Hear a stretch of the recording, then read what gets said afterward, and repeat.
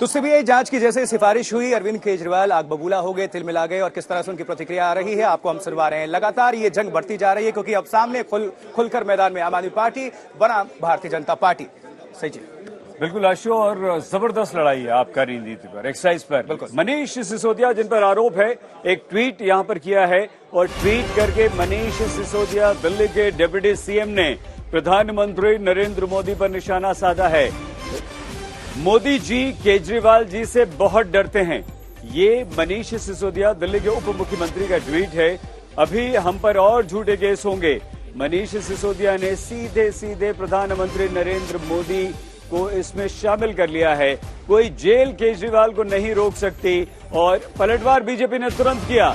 जैसे ही deputy CM Manish Sisodia का tweet आया, बीजेपी की तरफ से उसकी प्रतिक्रिया आ गई और केजरीवाल एक मंत्री जेल में, दूसरा जाने को तैयार है। दिल्ली के सांसद गौतम गंभीर ने पलटवार करते हुए तुरंत लिखा कि एक मंत्री दिल्ली सरकार का जेल में है और दूसरा जेल जाने के लिए तैयार है। जबरदस्त ठनी हुई है दिल्ली। आइए हम आपको सुनवाते हैं। अपने देश के सर्वाधिक जाने जाने वाले और प्रसिद्ध उप मुख्यमंत्री शिक्षा मंत्री मनीष सिसोदिया जी को फंसाने के लिए ये काम किया जा रहा है। अरविंद केजरीवाल जी कई बार ये बात पहले कह चुके हैं। इस बात की अफवाह काफी दिनों से चल रही है कि अब सत्येंद्र जैन के बाद मनीष सिसोदिया जी को किसी भी तरीके से किसी भी मामले में फंसाने की कोशिश जो है केंद्र सरकार करेगी और ये आपके सामने है। और मैं एक बात और बता दूं, इस तरीके के अभी और बहुत सारे मामले जो हैं केंद्र सरकार निकालेगी। सारे के सारे अफसरों को केंद्र सरकार ने इस काम पे लगाया है। कहीं से भी कुछ भी ढूंढो। बोला है अभी आम आदमी पार्टी की सरकार कहाँ रही है अभी? अब तो ये ठेकेदारों की सरकार हो गई है।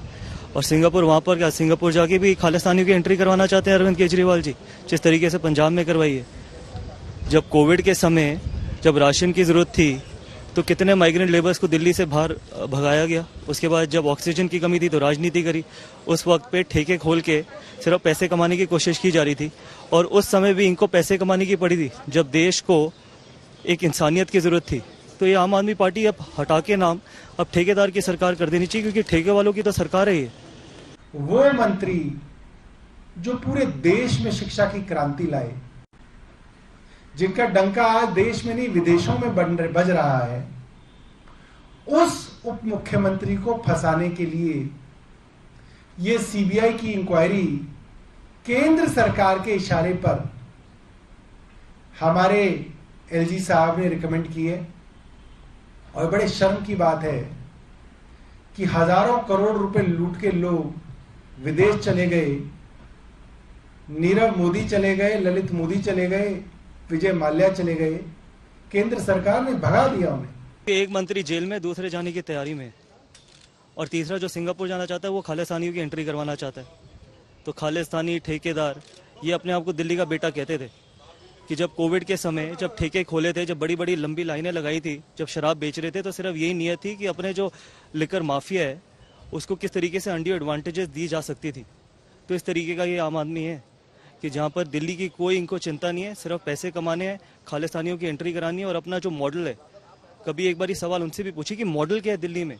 एक नया स्कूल, नया हॉस्पिटल, नया कॉलेज नहीं, एक जन रसोई नहीं, कोई इंफ्रास्ट्रक्चर पे डेवलपमेंट नहीं, कोई फ्लाईओवर नहीं। तो मॉडल क्या बताना चाहते हैं वहाँ पर? स्कूल की हालत जाके देखिए आप, हेल्थ इंफ्रास्ट्रक्चर की हालत जाके देखिए आप। तो सिंगापुर सिर्फ अपनी इमेज फिर से सुधारना चाहते हैं, फिर विज्ञापन देंगे, बड़े बड़े विज्ञापन लगाएंगे कि जी मैं सिंगापुर गया, मैंने दिल्ली का मॉडल बताया वहाँ पर। सच्ची दिल्ली का मॉडल एक ही है कि ठेकों की सरकार है।